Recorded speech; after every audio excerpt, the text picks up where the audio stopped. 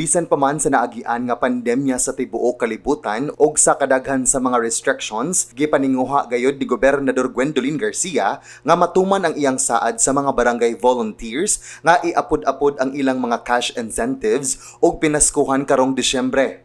Mao kini ang katumanan sa iyang saad ngadto sa mga barangay health workers, barangay nutrition scholars, barangay animal health aid, daycare workers ug mga barangay tanod.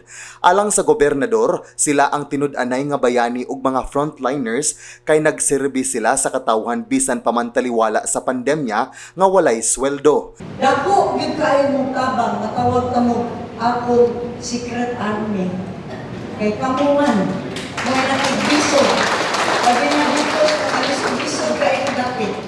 Pusa, di gyud mahimo nga mawala mo sa atong di lang muna irigyod sa kasing-kasing.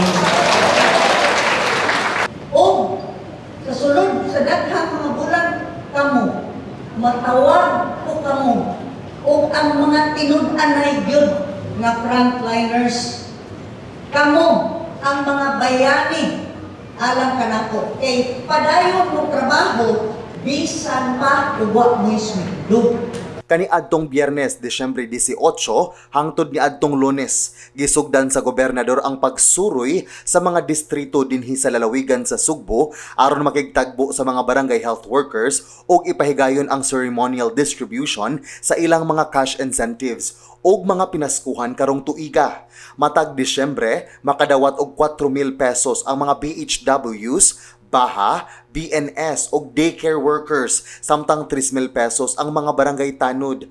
Ang maong incentive gidoble ni Garcia, sukad bilingkod siya pagbalik pagka-gobernador ni adtong miaging tuig 2019. Ang ceremonial distribution gisugdan sa lungsod sa Alcantara alang sa mga barangay volunteers nga nahisakop sa 7º distrito o gisugdan sa Dakbayan sa Karkar alang sa mga barangay volunteers sa 1 ug 2 distrito.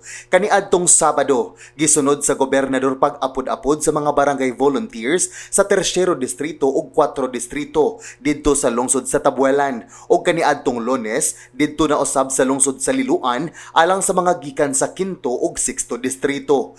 Ang kadtong wala makatambong sa ceremonial distribution, ilang makubra ang ilang incentive sa ilang municipal o city treasurers kay didto gi-download sa Kapitolyo ang pundo alang kanila.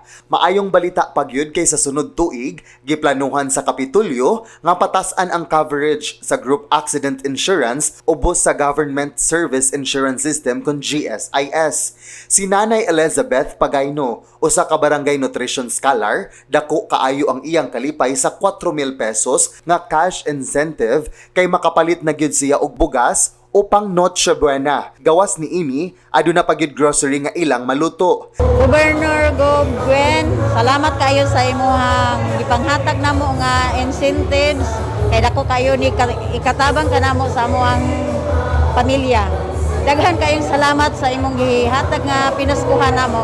Sa iyang bahin, si Tatay Moises Nelson Tabanao, 58 anyos, 20 na katuig nga nagserbisyo isip tanod sa barangay poblasyon sa lungsod sa Dalaguete. Dako ang iyang kalipay sa nadawat nga 3,000 pesos nga cash incentive. Dako kay kong kalipay sa ikaduha na kong dawat ni Governor Gwendolyn Garcia. Sangko sa langit ang kalipay. Magamit kayo sa kong pamilya.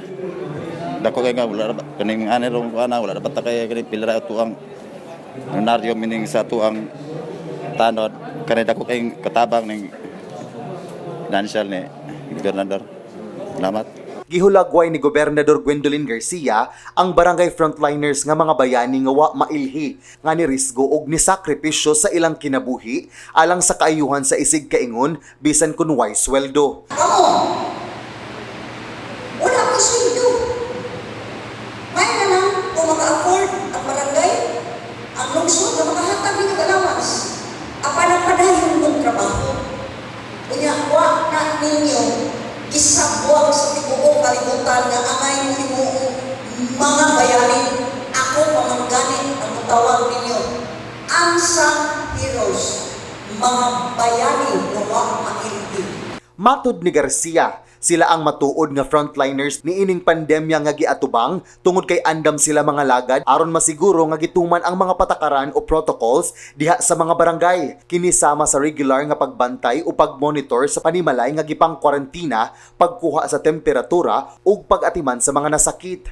Ang pagpanghatag og cash incentives ngadto sa barangay frontliners maoy paagi sa pagpasalamat sa Kapitulyo ngadto sa ilang mga sakripisyo, pag-antos o katumanan sa gisaad ni Garcia.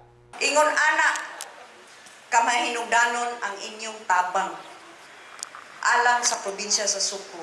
O kami mapasalamaton kaayo ni inyong kinasing-kasing sa makausapa, dawata ang kinasing-kasing nga pasalamat sa Provincial Government of Cebu o gikan ni Gwen Garcia.